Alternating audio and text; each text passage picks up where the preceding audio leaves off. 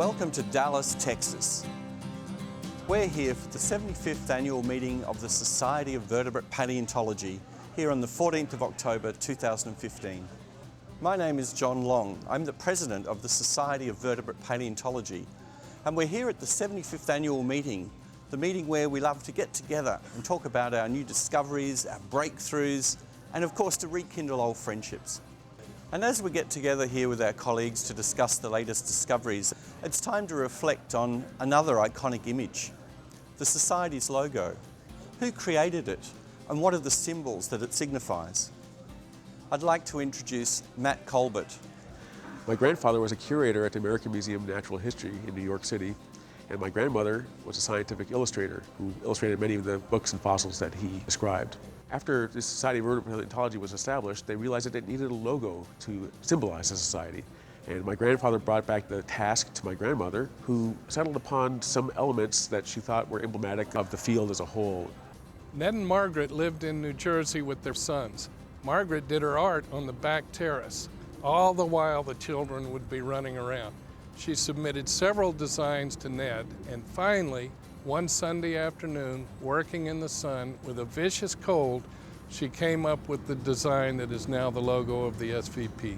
It's such a simple logo. It's just the three vertebrae in the center, one of the neural spines, neatly broken off, the marsh pick, symbolizing how you get those fossils, and then the circle to unify it all.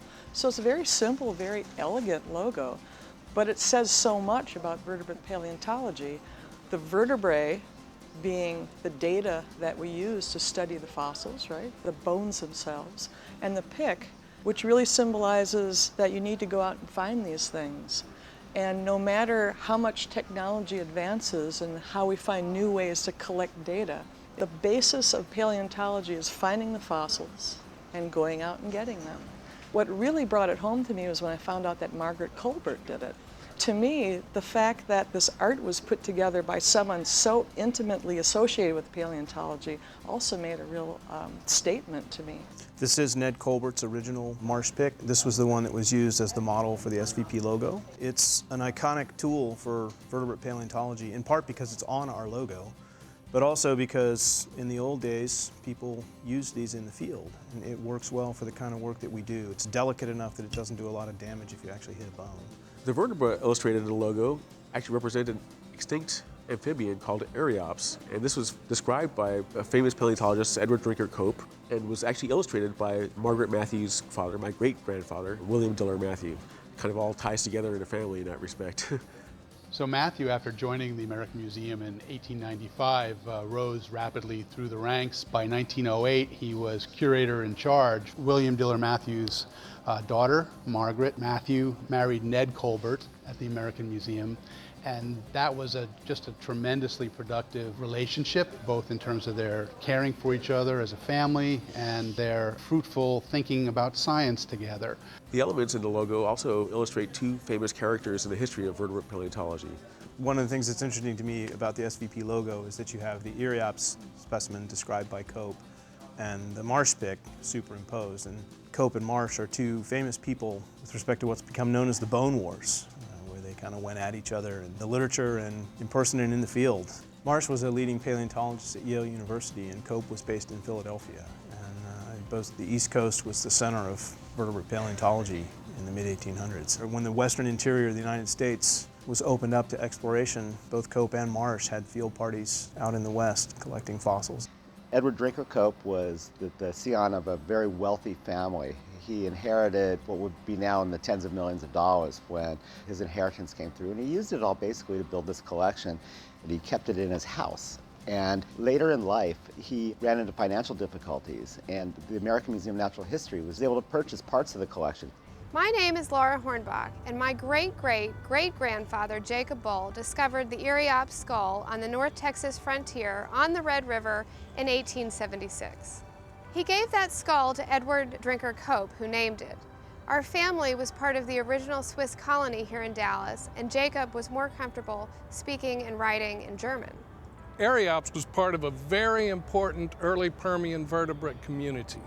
The type specimen that Boll found was the skull, but he collected many other specimens. One that he shipped back to Cope, he wrote the address on a piece of brown paper as a label, and on the other side of it, he wrote a poem in his native German, an ode to Eriops.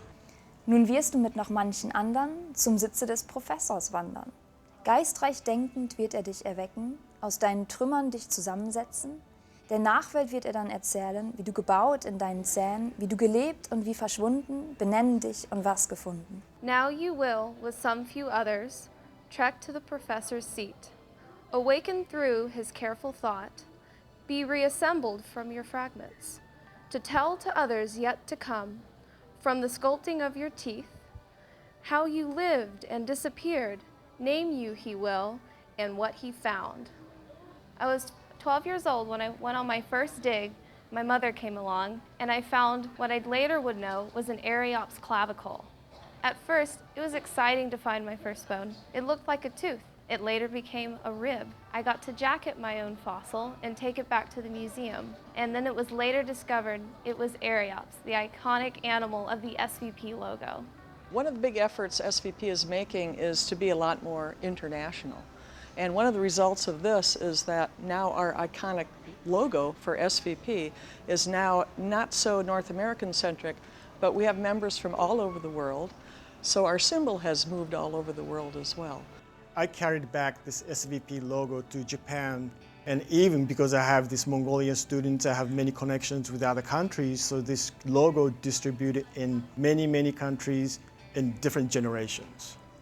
For me, when I was a student, it was kind of a dream to come to SVP, and it's passed on to my students, and they're so excited to be here and meeting other people.